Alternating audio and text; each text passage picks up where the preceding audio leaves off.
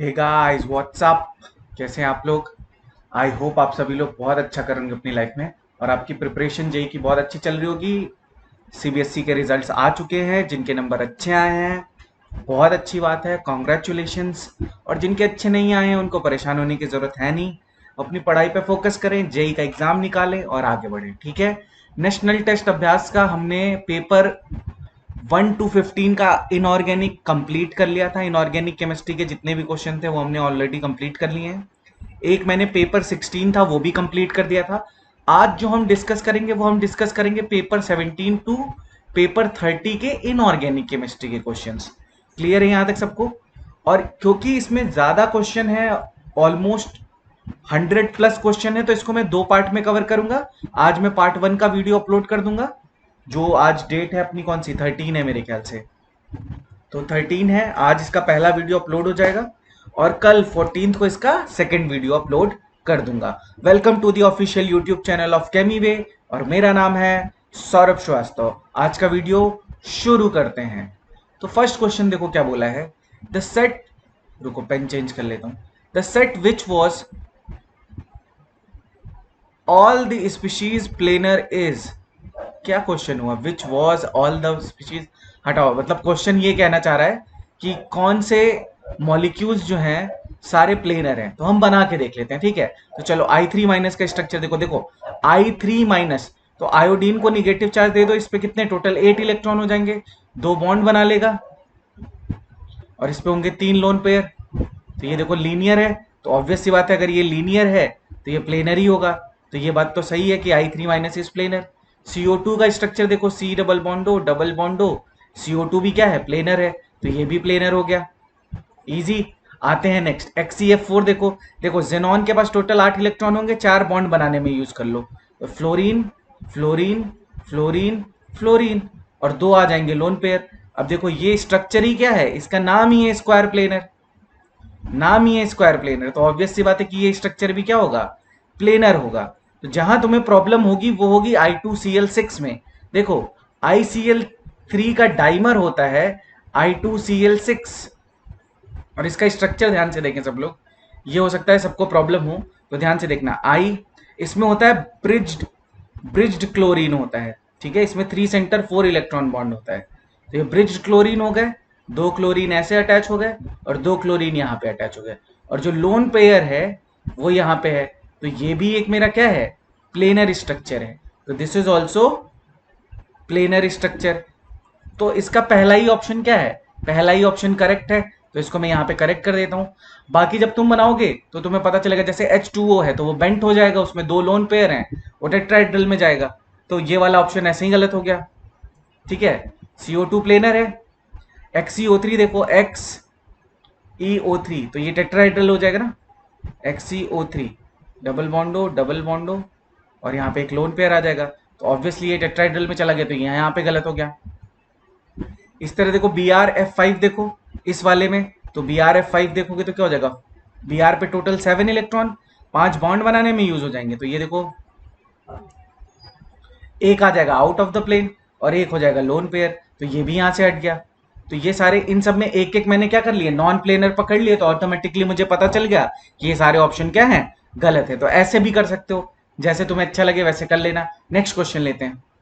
Next question है, इन compound, देखो ये कंपाउंड दे रखा है SO2CNH2 twice, the geometry of sulphur and nitrogen are respectively. सबसे पहले स्ट्रक्चर बनाने की कोशिश करते हैं। देखो सबसे पहले कार्बन 4 बॉन्ड बनाता है और सल्फर 6 बॉन्ड बना सकता है।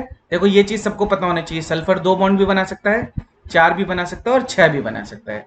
कार्बन केवल कितने, 4 बॉन्ड तो बना ही सकता है। नाइट्रोजन कितने बॉन्ड बना सकता है, नाइट्रोजन 3 भी बना सकता है, 4 भी बना सकता है। अब इसको मैं यूटिलाइज कर लेता हूं। देखो कार्बन सल्फर, तो ऑक्सीजन तो डबल बॉन्ड बनाएगा, तो यहाँ पे डबल बॉन्ड हो डबल बॉन्ड हो, ये बात सबको क्लियर है। अब मुझे 6 बॉन्ड बनाने हैं सल्फर के, तो यहाँ पे मुझे क्या बनाना पड़ेगा, डबल बॉन्ड बनाना पड़ेगा। इसी तरह कार्बन और नाइट्रोजन के बीच में क्या आएगा, NH2, NH2। अब देखो सारी चीजें कंप्लीट हो गई।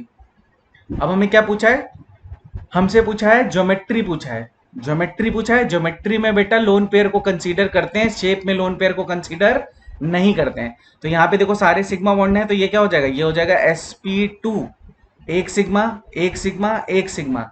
स्टेरिक नंबर कितना हो जाएगा? Steric number is 3। If steric number is 3 then hybridization is sp2। तो इसको मैं क्या बोलूंगा? Trigonal planar. Trigonal planar. और यहां पे देखो, इस नाइट्रोजन को देखो, 3 तो बॉन्ड बनाया और एक इसके पास लोन पेयर है, तो ये क्या हो जाएगा? sp3 हो जाएगा। और sp3 में एक लोन पेयर का मतलब क्या हो जाएगा? Trigonal, trigonal pyramidal. तो यहाँ पे ट्राइगोनल पिरामिडल हो गया। ये देखो, ये हो गया ट्राइगोनल पिरामिडल। तो trigonal planar and trigonal pyramidal. एक ऑप्शन तो ये हो गया। टेट्राहेड्रल हो नहीं सकता, पिरामिडल भी नहीं हो सकता, तो ये हटा दो। ट्राइगोनल प्लेनर टेट्राहेड्रल पॉसिबल नहीं है, लीनियर पिरामिडल पॉसिबल नहीं है, trigonal planar and trigonal pyramidal ये पॉसिबल है, इसीलिए इसका आंसर ये होगा। मैं सारी चीजें एक्सप्लेन कर रहा हूं, तो कोई चीज याद करने की जरूरत नहीं है। जिसको किसी भी पार्ट में प्रॉब्लम होगी वो कमेंट सेक्शन में बता देगा। और एक चीज और बता रहा हूं, एक मुझे सजेशन चाहिए कि मैं सोच रहा था कि हम 15 डेज का कोर्स, क्रैश कोर्स टाइप का शुरू करें, जिसमें हम कंप्लीट कोर्स कवर करने की कोशिश करें, जैसे 15 डेज फॉर ऑर्गेनिक केमिस्ट्री। अगर मुझे कमेंट सेक्शन में ये आएगा एटलीस्ट 25 to 30 यस आएंगे फॉर क्रैश कोर्स, तो मैं क्रैश कोर्स शुरू कर दूंगा। पहले ऑर्गेनिक केमिस्ट्री करेंगे, फिर इनऑर्गेनिक केमिस्ट्री करेंगे, और फिर हम करेंगे फिजिकल केमिस्ट्री। तो इसकी इंफॉर्मेशन मैं लास्ट में दूंगा जब ये वीडियो फिनिश होगा वहां पे। अभी हम पेपर सॉल्व करते हैं। चलो थर्ड क्वेश्चन देखते हैं। थर्ड क्वेश्चन क्या है? Which one is wrong statement. तो चलो पहली चीज यहीं पे बता देता हूं। चलो ये तो पहला ऑप्शन अच्छा है, तुम्हें ये चीज पता होगी कि AlCl3 इज इलेक्ट्रॉन डेफिशिएंट। ये इलेक्ट्रॉन डेफिशिएंट है, ठीक है, ये इलेक्ट्रॉन डेफिशिएंट है। तो AlCl3 एग्जिस्ट एज डाइमर। तो अगर ये डाइमर के फॉर्म में एग्जिस्ट करेगा तो ये सही बात लिखिए कि anhydrous AlCl3 exist as Al2Cl6। तो बिल्कुल सही बात है। और इसका मैं तुम्हें स्ट्रक्चर भी बता देता हूं, देखो ध्यान से। Cl Cl Cl, और इस तरह एक और बना लो, Cl Cl Cl। इसके पास होते हैं बेटा लोन पेयर। ये लोन पेयर अपना इसको कोऑर्डिनेट कर देगा, और यहां से ये अपना लोन पेयर इसको कोऑर्डिनेट कर देगा। तो ये कुछ ऐसा स्ट्रक्चर दिखता है जिसमें ब्रिज हेड कार्बन होते हैं। ये देखो ब्रिज हेड कार्बन है, यहाँ पे क्लोरीन क्लोरीन आ गया, यहाँ पे Cl, यहाँ पे Cl, ये Cl और ये Cl। और एक चीज याद रखना, ये वाले जो बॉन्ड है, ये वाले जो बॉन्ड है, इसको हम बोलते हैं 3 सेंटर 4 इलेक्ट्रॉन बॉन्ड। इसको हम बोलते हैं 3 सेंटर 4 इलेक्ट्रॉन बॉन्ड। तो यहाँ पे जितनी इंफॉर्मेशन थी वो मैंने दे दी। पहला पॉइंट क्लियर। तो देखो यहाँ पे सेकंड यही बोला है कि Al2Cl6 contain 3 centre 4 electron bond. This is also correct, this is also correct. हमसे रॉन्ग स्टेटमेंट पूछा है। अच्छा, सी पॉइंट बोला है कि anhydrous AlCl3 fumes in moist air. हाँ बिल्कुल सही है। देखो कैसे, AlCl3 जो है अगर वो एयर से रिएक्ट करेगा, मॉइस्ट एयर बोला है तो मॉइस्ट एयर में वाटर प्रेजेंट होगा, और मॉइस्ट एयर में अगर वाटर प्रेजेंट होगा तो इसकी पार्शियल हाइड्रोलिसिस होने लगेगी। तो ये बनने लगेगा AlOH थ्राइस प्लस 3HCl। और ये जो HCl होता है ये देता है तुम्हारा व्हाइट फ्यूम्स। तो ये भी ऑप्शन करेक्ट है। अब देखो, अगर फोर्थ ऑप्शन नहीं भी पता है तो भी मुझे 3 अगर करेक्ट हो गए तो एक तो गलत होना ही है। अब आ जाओ, अभी साफ साफ लिखा है एनहाइड्रस AlCl3 इज आयनिक। गलत है, ये तो देखो कोवेलेंट है। एक्चुअली में एनहाइड्रस नहीं, हाइड्रेटेड AlCl3 इज आयनिक। वो मैं बता देता हूं क्यों। ठीक है, यहां तक सबको क्लियर हो गया होगा, ये मैं हटा दे रहा हूं। ठीक है, तो obviously D option is wrong. अब मैं तुम्हें बता देता हूं कि हाइड्रेटेड जो होता है वो क्यों एक्चुअली में आयनिक होता है, वो मैं तुम्हें बता देता हूं। देखो, जो AlCl3 होता है वो वाटर से रिएक्ट करके बनाता है AlH2O6 +3 तो तुम्हें ये चीज पता होनी चाहिए कि जो Al+3 का हाइड्रेशन एनर्जी होता है that is very high. Al+3 का hydration energy is very high. तो हाई होने की वजह से वो क्या हो जाता है, तो तुम्हें पता है ना, हाइड्रेशन, हाइड्रेशन कब पॉसिबल होता है? जब हाइड्रेशन एनर्जी क्या होगी, ज्यादा होगी देन लैटिस एनर्जी से। तो लैटिस ब्रेक हो जाएगा, वो आयन क्या हो जाएंगे, सॉल्युबल हो जाएंगे। तो ये चीज तुम्हें पता होनी चाहिए कि Al+3 की hydration energy is very high. इस वजह से ये वाटर में जाने के बाद क्या हो जाता है, आयंस में ब्रेक हो जाता है। तो एनहाइड्रस AlCl3 इज कोवेलेंट, तो दिस इज रॉन्ग। ठीक है, चलो नेक्स्ट पॉइंट देखते हैं। नेक्स्ट क्या है, the correct statement about Mn2O7 is incorrect बोला है, सॉरी। देख लेते हैं, सारी चीजें देख लेते हैं। पहली बात तो क्लियर है कि Mn2O7 इज कोवेलेंट ऑक्साइड, इसमें तो कोई प्रॉब्लम ही नहीं है, तो सीधी सी बात है कि ये कोवेलेंट ऑक्साइड है। अब इसका पहले हम स्ट्रक्चर देखते हैं, देखो ध्यान से, तुम्हें खुद दिख जाएगा। Mn डबल बॉन्डो, ऑब्वियसली दो Mn है और यहाँ पे ऑड नंबर है, तो तुम्हें भी पता होगा अगर ऑड नंबर है तो एक O जाके कंबाइन होगा Mn से। अब देखो डबल बॉन्डो डबल बॉन्डो डबल बॉन्डो, तो सेकंड ऑप्शन क्या बोल रहा है, MnO-Mn लिंकेज इज प्रेजेंट। तो आप ध्यान से देखो, तो यहाँ पे MnO-Mn लिंकेज इज प्रेजेंट है Mn2O7 में, तो second option is also correct, covalent oxide is also correct. Mn is tetrahedrally surrounded by oxygen atom, देखो टेट्राहेड्रली तो है, तो तीन ऑप्शन अगर करेक्ट हैं तो ऑब्वियस सी बात है कि चौथा वाला क्या है, इनकरेक्ट है, तो यही अपना सही आंसर है क्योंकि हमसे इनकरेक्ट पूछा था। दूसरी चीज, तो फिर Mn2O7 का कलर क्या होता है, तो तुम्हें ये चीज पता होनी चाहिए कि Mn2O7 का जो कलर होता है वो होता है डार्क ग्रीन, डार्क ग्रीन। और यहाँ पे लिखा है पर्पल, तुम ये भी बोल सकते थे पर्पल किसका कलर होता है यार, KMnO4 का कलर जो होता है वो होता है पर्पल या पिंक, पर्पल या पिंक। तो यहां से हम एक आइडिया ले सकते थे कि पर्पल अगर KMnO4 का होता है तो इसका पर्पल नहीं होगा। दूसरी एक और चीज बता दूं कि Mn2O7 को अगर वाटर में डालोगे तो याद रखना यहां पे कितने, दो Mn है, ये बन जाएगा HMnO4, इसको बोलते हैं पर मैग्निक एसिड, पर मैग्निक एसिड। कैसे याद रखेंगे, अगर ये +7 में है तो एसिड भी कौन सा बनेगा, +7 वाला। तो this is acidic oxide, this is acidic oxide. यहाँ पे इस क्वेश्चन के लिए इतनी इंफॉर्मेशन बहुत है। अगर तुम्हें और इंफॉर्मेशन चाहिए तो मैंने अपने प्लेलिस्ट में इनऑर्गेनिक की रिवीजन सीरीज में KMnO4 पूरा पढ़ा रखा है और K2Cr2O7 पूरा पढ़ा रखा है, पढ़ लेना, उन दोनों से बहुत ज्यादा क्वेश्चन आ रहे हैं, ठीक है। अभी आगे देखना बहुत सारे क्वेश्चन है KMnO4 और K2Cr2O7 से। Next question, solid N2O5 is ionic, ठीक है, ये याद रखना कि N2O5 solid exist as NO2 plus NO3 minus, इसको हम बोलते हैं nitronium, nitronium nitrate, nitronium nitrate. तो ऑब्वियसली अगर ये ऐसे एग्जिस्ट करता है तो ये क्या हो जाएगा, आयनिक हो जाएगा। इसमें कुछ था नहीं, मैंने तुम्हें बता दिया। नेक्स्ट क्वेश्चन लेते हैं, sulphide ores are common for the metals, थोड़ा सा याद करने वाला है, ठीक है, वैसे मैं बता देता हूं। जैसे Ag का जो ओर होता है सल्फाइड वो होता है Ag2S, इसको हम बोलते हैं अर्जेंटाइट, इसको हम क्या बोलते हैं, इसको हम बोलते हैं अर्जेंटाइट, ठीक है। इसी तरह कॉपर का जो ओर होता है वो होता है CuFeS2, इसको हम बोलते हैं कॉपर पाइराइट। और इसी तरह एक और होता है Cu2S, इसको हम बोलते हैं कॉपर ग्लैंस, ठीक है। और Pb का सबको ही पता होगा कि PbS इज कॉल्ड गैलेना। तो नॉर्मली AgCu और Pb फॉर्म सल्फाइड ओर, तो इसका ऑप्शन 1 इज करेक्ट, ठीक है। अब Mg तो नहीं बनाता है सल्फाइड ओर, ठीक है, एल्यूमिनियम भी सल्फाइड ओर नहीं बनाएगा, इनके मेन ओर नहीं होते हैं सल्फाइड वाले, तो ये दोनों गलत हो गए। Sn भी सल्फाइड ओर नहीं बनाता, इसका जो मेन ओर होता है वो होता है SnO2, तो ये तीन ऑप्शन देख के ही गलत हो जाएंगे, ठीक है। नेक्स्ट पॉइंट पे आते हैं, देखो ये तो यहां से कवर हो गया। नेक्स्ट क्वेश्चन इसी पेज पे है, देखो ये दोनों मेटलर्जी से रिलेटेड क्वेश्चन है।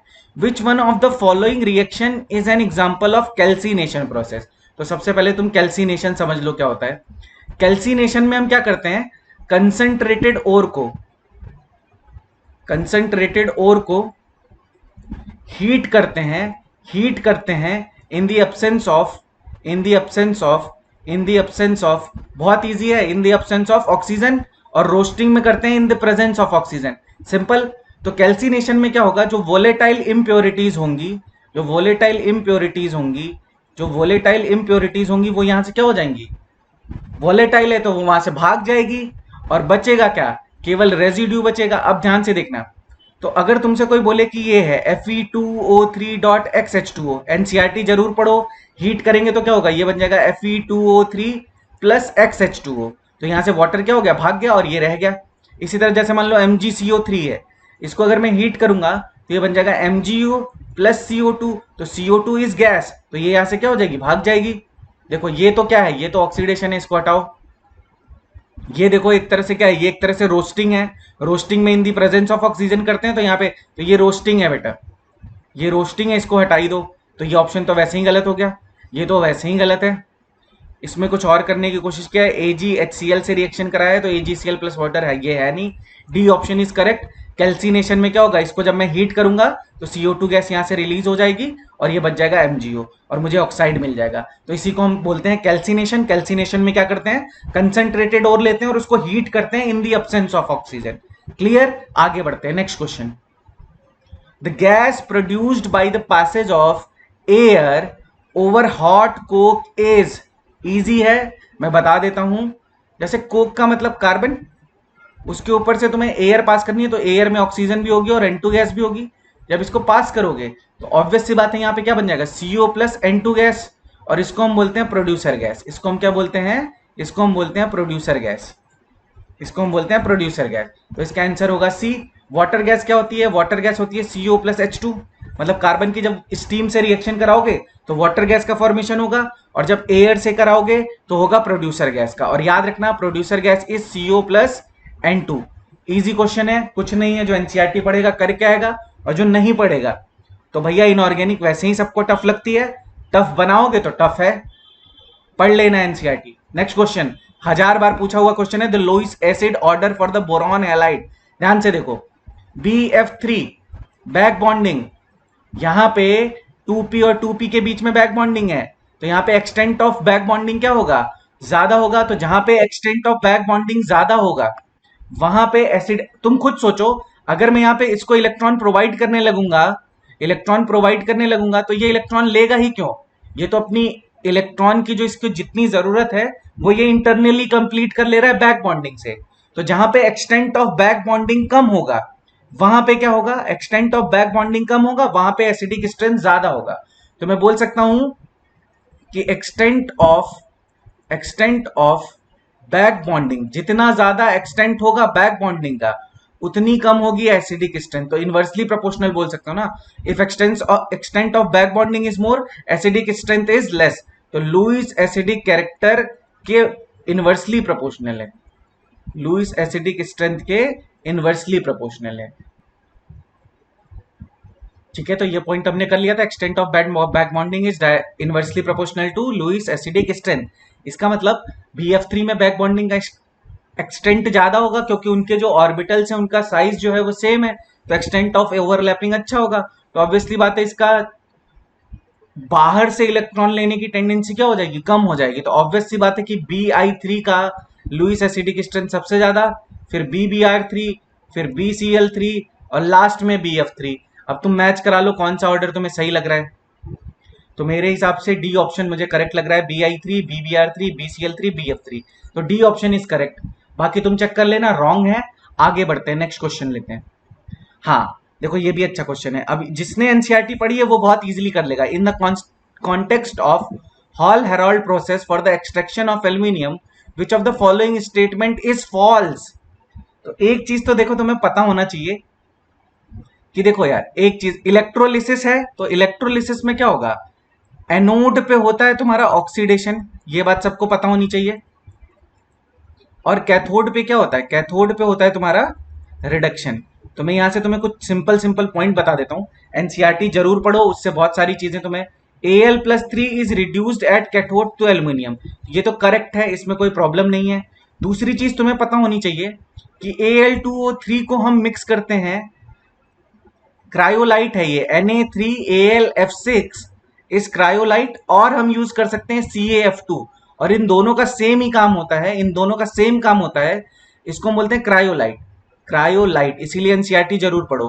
क्रायोलाइट जो है ये क्या करता है, लोअर करता है मेल्टिंग पॉइंट को, लोअर करता है किसको, मेल्टिंग पॉइंट को। तो जिसने एनसीईआरटी नहीं पढ़ी है वो ये क्वेश्चन तो वैसे ही नहीं कर पाएगा। देखो अब देखो ध्यान से, यहाँ पे क्या लिखा है, Al2O3 is mixed with CaF2, सही है, which lowers the melting point of the mixture and bring conductivity. This option is also, मतलब दिस स्टेटमेंट इज करेक्ट। और हमसे क्या पूछा है, फॉल्स पूछा है, तो ऑप्शन ये तो नहीं है, ये भी नहीं है। अब आओ, Na3AlF6 help in increasing the melting point, और हमने यहाँ पे क्या लिखा है, लोअर द मेल्टिंग पॉइंट। तो ऑब्वियस सी बात है ये रॉन्ग है, तो यही हमारा करेक्ट ऑप्शन है क्योंकि हमसे फॉल्स पूछा था। और ये कैसे तुम्हें पता, देखो एनोड जो होता है वो मेडअप ऑफ होता है किसका, ग्रेफाइट का, और ग्रेफाइट का मतलब क्या, कार्बन। तो carbon plus O minus two give CO plus 2 electron, तो देखो ऑक्सीडेशन हो गया। इसी तरह का C plus 2O minus two, तो ये बन जाता है CO2 प्लस 4 इलेक्ट्रॉन, यहाँ पे भी ऑक्सीडेशन हो गया। सारी चीजें कहाँ पे, एनसीईआरटी में लिखी हैं। और एनोड पे हमेशा क्या होता है, ऑक्सीडेशन होता है। कैथोड पे हमेशा क्या होता है, रिडक्शन होता है। ठीक है, तो ये वाला स्टेटमेंट भी करेक्ट था, तो ये अपना सही ऑप्शन नहीं है, तो डी ऑप्शन इज करेक्ट। आगे बढ़ते हैं। Four successive member of first root transition element are listed below with their atomic number. Which one of them is expected to have highest third ionization enthalpy? तो मतलब दो दो electron हमने निकाल लिए हैं पहले ही। तो अगर मैं बोलूं कि Mn प्लस टू, तो बात सही है कि Mn प्लस टू से अब तीसरा इलेक्ट्रॉन निकालना है। इसी तरह Cr plus two, Fe plus two और वेनेडियम प्लस टू, तो सबका हम इलेक्ट्रॉनिक कॉन्फ़िगरेशन लिख लेते हैं, अभी हमें पता चल जाएगा। Mn प्लस टू मतलब 3d5, तो देखो यहीं से हमारा एक चीज क्लियर हो गया कि 3d5 होगा तो half fill and full filled orbitals are stable, तो ये क्या हो गई, स्टेबल कॉन्फ़िगरेशन हो गया।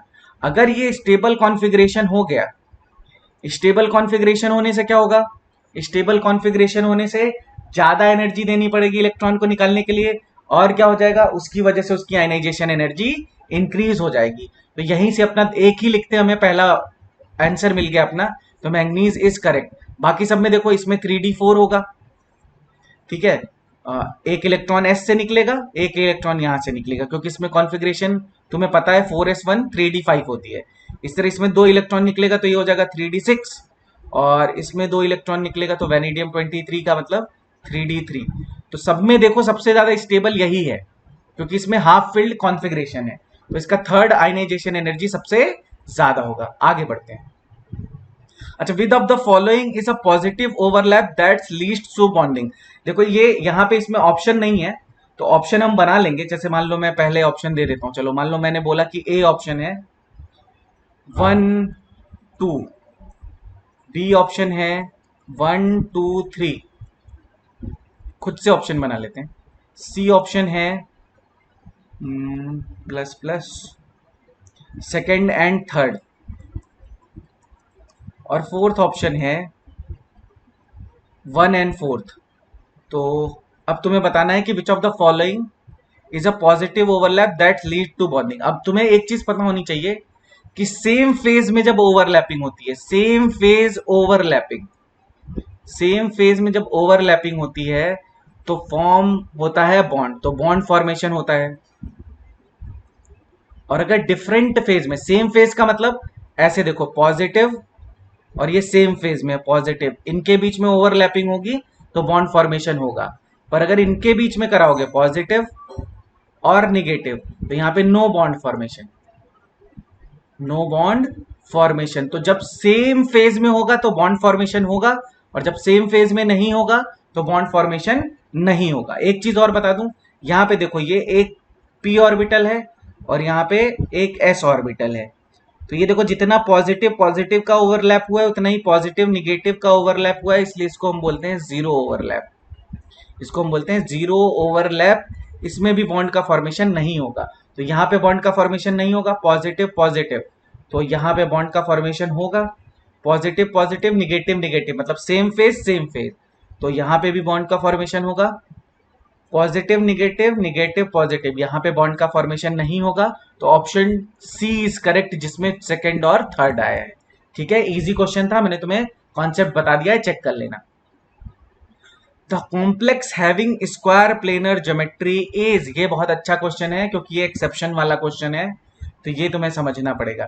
तो मैं एक से बता देता हूं, उससे तुम्हें समझ में आ जाएगा। जैसे मान लो पहले देख लो MnCl4 -2, मैं करके बता दे रहा हूं कैसे करते हैं ऐसे क्वेश्चन को। सबसे पहले ऑक्सीडेशन स्टेट निकालो, तो ऑक्सीडेशन स्टेट आ जाएगी Mn+2। Mn+2 का मतलब 3d5।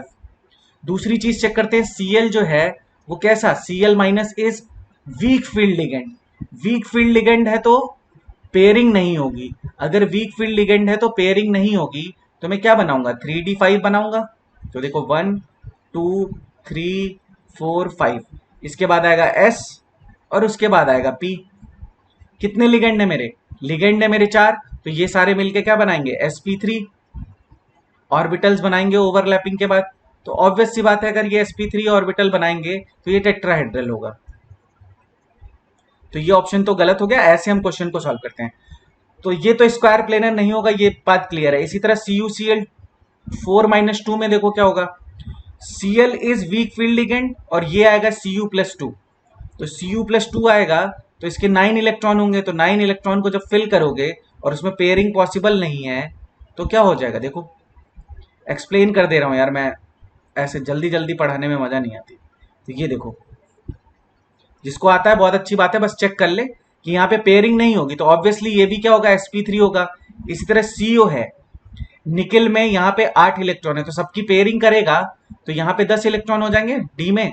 तो ये भी क्या, ये सारे ऑप्शन नहीं है तो बचा ही क्या, एक ही ऑप्शन बचा। तो एलिमिनेट करके भी हम बता सकते हैं कि ये होगा, पर इसमें ऐसा हुआ क्या वो मैं बता देता हूं। देखो Cu+2 है, यहाँ पे भी 9 इलेक्ट्रॉन है, यहाँ पे 1 2, इसको थोड़ा अलग कलर से कर लेते हैं।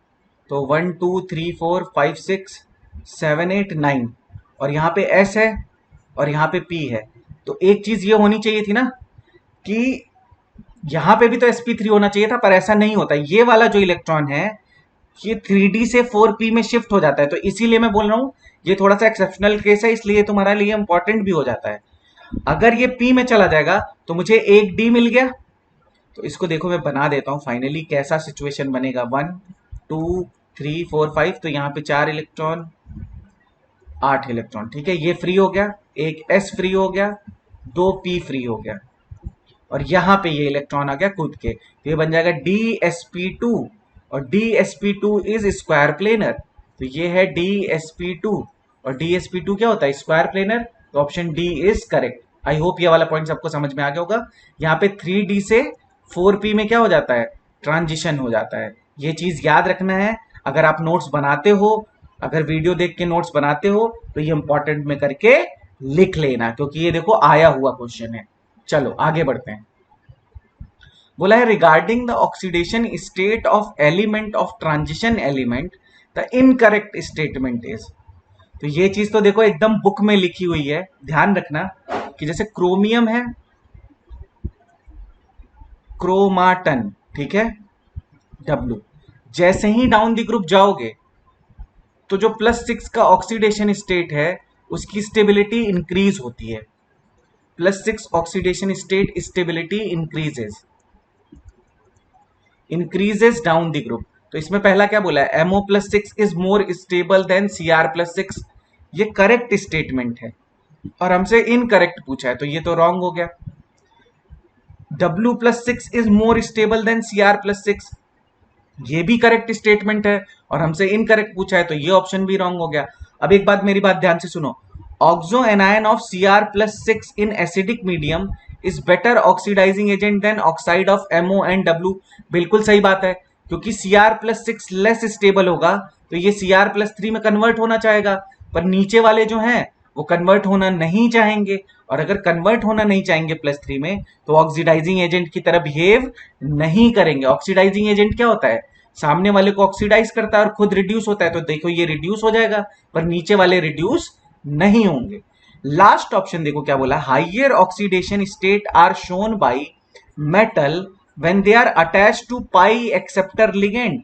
ये गलत है, क्यों, देखो NiCO4 ये पाई एक्सेप्टर लिगेंड है, जब ये इसके साथ कनेक्ट होता है तो इसकी ऑक्सीडेशन स्टेट 0 हो जाती है और यहां पे लिखा हाइयर ऑक्सीडेशन स्टेट। इसी तरह मान लो FeCO5 है, ये भी क्या है, अटैच, और यहां पे भी इसकी ऑक्सीडेशन स्टेट क्या है, 0 है। ये ऑप्शन अपना इनकरेक्ट है, तो ये अपना इनकरेक्ट होने की वजह से ये स्टेटमेंट हमसे इनकरेक्ट पूछा था तो यही सही हो जाएगा। नेक्स्ट क्वेश्चन देखते हैं, which of the following is not isostructural with SiCl4। तो पहले तो तुम्हें SiCl4 बना लो। SiCl4 मतलब क्या है, टेट्राहेड्रल है, और तो SO4-2 बनाओ, S डबल बॉन्ड O, ये भी टेट्राहेड्रल है। PO4-3 P double bond double PO4-3 O, ये भी टेट्राहेड्रल है। NH4+, ये भी टेट्राहेड्रल है। अगर सारे ही टेट्राहेड्रल है तो बचा एक, तो ये ऑप्शन इनकरेक्ट, ये भी इनकरेक्ट, ये भी इनकरेक्ट, सबको एलिमिनेट कर दिया, एक ही बचा SCl4। ये भी देख लो कैसा होगा, S पे एक लोन पेयर और Cl Cl Cl and Cl, तो ये सीसॉ टाइप का होगा, तो ये आइसो स्ट्रक्चरल नहीं है। आगे बढ़ते हैं, नेक्स्ट क्वेश्चन। हाँ, bleaching powder contains a salt of an oxo acid as one of its component, the anhydride of that acid is. अब जिसको नहीं पता है वो पहले देख ले कि ब्लीचिंग पाउडर होता क्या है। कुछ लोग बोलते हैं कि ब्लीचिंग पाउडर जो है ये होता है CaOCl2। गलत बात है, ये केवल एक कंपोनेंट है उसका, ये कंपोनेंट है। एक्चुअल फॉर्मूला होता है देखो, CaOCl2 dot CaCl2 dot CaOH twice dot 2H2O। मुझे कैसे पता? क्योंकि ये एनसीईआरटी में गिवन है, तो पढ़ोगे तो पता चलेगा, नहीं पढ़ोगे तो नहीं पता चलेगा। तो ये एनसीईआरटी में गिवन है बेटा, ठीक है। अब सुनो, oxo acid one of its component, तो इसका ऑक्सो एसिड क्या होगा? देखो ये हो जाएगा HOCl, one of bleaching powder का एक सॉल्ट है ऑफ ऑन ऑक्सो एसिड, तो यही तो है सॉल्ट ऑफ ऑक्सो एसिड। तो इससे हमें क्या मिल जाएगा? एसिड मिल जाएगा। कौन सा एसिड है ये? देखो HClO4 is called perchloric acid, HClO3 is called chloric acid, HClO2 is called chlorous acid, and HClO is called hypochlorous acid। तो HOCl, बहुत ध्यान से सुनना, ये अच्छा क्वेश्चन है एक्चुअली में। अभी तक जितने क्वेश्चन कराए उसमें ये अच्छा क्वेश्चन है। तो HOCl का बोला है एनहाइड्राइड, बताओ। तो मैं तुम्हें सिंपल सी चीज बता रहा हूं, बहुत ध्यान से सुनना। जिस ऑक्सीडेशन स्टेट में ये प्रेजेंट होगा, बस इससे वाटर पकड़ के खींच के निकाल लो, जो बनेगा वही इसका क्या होगा। तो इसमें से देख लो किसका ऑक्सीडेशन स्टेट +1 है, तो तुम्हें कुछ करने की जरूरत ही नहीं पड़ेगी। तो Cl2O में ये देखो +1 है, यही इसका क्या है? एनहाइड्राइड है। अब मैं तुम्हें एक ट्रिक भी बता देता हूं, Cl2O में जब वाटर ऐड करोगे तो ये क्या बन जाएगा? ये बन जाएगा HClO। तो HClO बनेगा और इसको बैलेंस करोगे तो यहाँ पे 2 आएगा। तो जब इसमें से वाटर निकालोगे तो क्या बन जाएगा? Cl2O बन जाएगा। This is anhydride of HClO।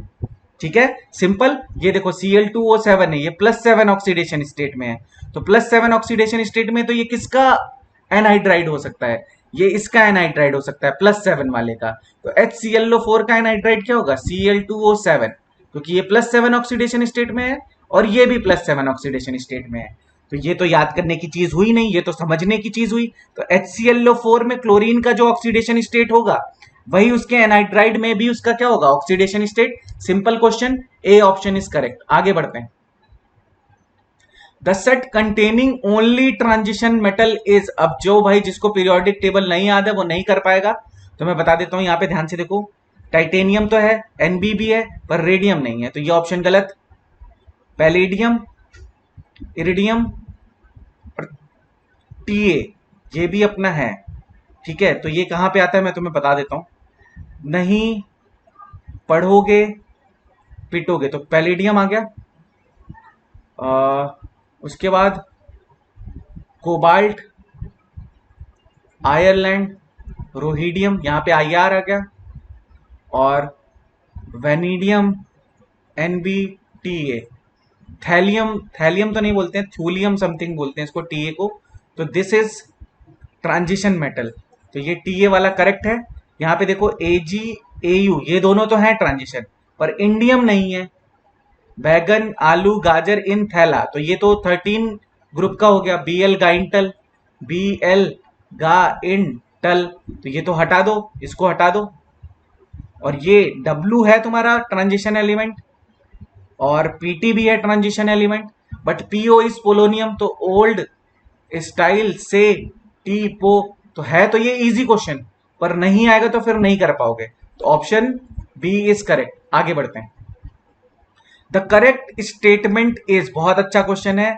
तो मैंने तुम्हें पहले ही बोला है, जहां पे मैंने KMnO4 और K2Cr2O7 पढ़ा है वो जाके एक बार पढ़ लो, तुम्हारा काम हो जाएगा। इसमें क्या बोला है कि potassium dichromate is more soluble than sodium dichromate. गलत बात है। Na2Cr2O7 इज मोर सॉल्युबल, इसीलिए जब हम इसकी KCl से रिएक्शन कराते हैं तो ये क्या बन जाता है? ये बन जाता है K2Cr2O7 प्लस NaCl, तो इसके क्रिस्टल्स मिल जाते हैं। तो K2Cr2O7 is less soluble then Na2Cr2O7, तो ये स्टेटमेंट गलत है, तो ये ऑप्शन हो नहीं सकता। All CRO bond length in dichromate ion are equal, ये भी गलत स्टेटमेंट है, देख लो क्यों। क्योंकि देखो ये जो क्रोमियम का ये वाला CrOC बॉन्ड है, ये तो रेजोनेंस में नहीं है, बाकी सारे क्या है, रेजोनेंस में है। ये रेजोनेंस में है, ये रेजोनेंस में है, बट ये वाला ऑक्सीजन रेजोनेंस में नहीं है। तो ये जो 6 बॉन्ड होंगे वो सेम होंगे, पर ये वाला बॉन्ड सेम नहीं होगा, तो ये ऑप्शन भी गलत है। पर हमें ये तो पता है कि potassium dichromate is used as primary standard in volumetric titration, C option is correct. ठीक है, तो थोड़ा सा एनसीईआरटी पढ़ लो। ठीक है, मैं एक्सप्लेन तो कर रहा हूं, पर फिर भी एनसीईआरटी को पढ़ो, या तो मेरे वीडियोस ही देख लो पुराने जाके। नेक्स्ट देखते हैं, ये थोड़ा सा ऑर्गेनिक का क्वेश्चन आ गया। ऑर्गेनिक देखता हूं तो मेरा मन थोड़ा सा भटक जाता है, इसलिए ले लिया था मैंने। ठीक है, अच्छा क्वेश्चन है, देख लो। देखो ये क्या है, एक्चुअली में ये राइमन टाइमन रिएक्शन है। इसमें बोला है कि the electrophile involved in the above reaction has lone pair of electrons on central carbon atom. तो तुमसे पूछा है कि बताओ उसमें कितने लोन पेयर प्रेजेंट होंगे, तो मैं बता देता हूं। इसमें एक्चुअली में क्या होता है, CHCl3, बहुत ध्यान से देखना, CHCl3 और यहां पे बेस है, OH माइनस H प्लस पे अटैक करेगा, ये वाला बॉन्ड कार्बन पे आएगा, तो chlorine is good leaving group, वो यहां से क्या हो जाएगा, रिलीज हो जाएगा। तो एक तो देखो इस पे क्या आएगा, लोन पेयर आएगा, और एक यहां से इलेक्ट्रॉन चला गया, तो एक वैकेंट ऑर्बिटल आएगा, तो एक को वैकेंट कर दो और एक में आ जाएगा लोन पेयर, तो दो लोन मतलब लोन पेयर बना लो, क्लोरीन क्लोरीन, तो यही तो एक लोन पेयर दिख रहा है। इसको हम बोलते हैं dichlorocarbene, dichlorocarbene. And dichlorocarbene is stable due to back bonding, तो ये भी क्लियर है कि ये बैक बॉन्डिंग की वजह से क्या है, स्टेबल है। अब हमसे पूछा क्या है, lone pair of electrons on central carbon atom, central carbon atom कौन सा है, कार्बन है, इस पे कितने लोन पेयर दिख रहे हैं, मुझे तो एक लोन पेयर दिख रहा है, तो मैं लिख दूंगा इसमें एक लोन पेयर है, तो इसका आंसर हो जाएगा 1। ये ऑर्गेनिक केमिस्ट्री क्वेश्चन है, आ गया था, कर दिया, इसलिए नेक्स्ट क्वेश्चन लेते हैं। The ionisation energy of lithium and sodium तुम्हें दिया है, लिथियम की दिया है 520 किलो जूल पर मोल, और इसकी दे दिया है द एनर्जी 5 लिथियम की, हाँ सोडियम की दे रखी है 495। देखते हैं क्या क्वेश्चन पूछ रहा है, पहले लिख लेते हैं। The energy required to convert all the atom present in 7 mg of lithium, 7 mg of lithium में पहले देख लेते हैं कितने मोल है, तो लिथियम के पहले मोल्स निकाल लेता हूं। तो 7 mg का मतलब 7 into 10 to the power minus 3 gram, और उसका एटॉमिक ये कितना होगा 3, और ये 7, तो 7 डिवाइडेड बाई 7, तो ये आ जाएगा 10 to the power minus 3 moles. और इसी तरह 23 mg ऑफ सोडियम है, तो सोडियम क्या होता है 1123, तो 23 mg का मतलब 23 into 10 to the power minus 3 divided by 23, 23 से 23 कट गया, ग्राम से ग्राम कट गया, मोल इज नंबर, उसकी कोई यूनिट नहीं होगी, तो ग्राम से ग्राम कट गया, ये आ गया 10 टू द पावर माइनस 3 मोल। अगर एक मोल के लिए इतनी एनर्जी है किलो जूल में, तो मैं इसको पहले जूल में कन्वर्ट कर लेता हूँ, तो 520 into 10 to the power 3 joule per mole, joule per मोल को मल्टीप्लाई कर दो किससे, 10 टू द पावर माइनस 3 मोल से, तो मोल से मोल कट गया, 10 टू द पावर 3 से ये कट गया, मोल से मोल कट गया, तो ये वैल्यू आ जाएगी इसके लिए 520 जूल। यूनिट लिखना बहुत जरूरी होता है, तुम ये बात बाद में समझोगे। 495 into 10 to the power 3 joule per mole into 10 to the power minus 3 mole, mole से मोल कट गया, ये आ जाएगा 4, ये 10 टू द पावर माइनस, ये आ जाएगा 495 जूल, तो इसका आंसर हो जाएगा 520 जूल एंड 495 जूल। ठीक है, एक बार खुद से करके देखना, समझ में आ जाए तो बहुत अच्छी बात है।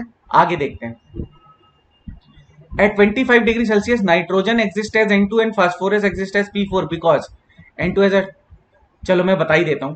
नाइट्रोजन जो है वो पी पाई बॉन्ड का फॉर्मेशन कर सकता है, पी पाई बॉन्ड का फॉर्मेशन कर सकता है, पर जो हाइयर एलिमेंट्स होते हैं, हाइयर एलिमेंट्स होते हैं, they can not form p pi bond, ये पी पाई बॉन्ड का फॉर्मेशन नहीं करते हैं। क्यों?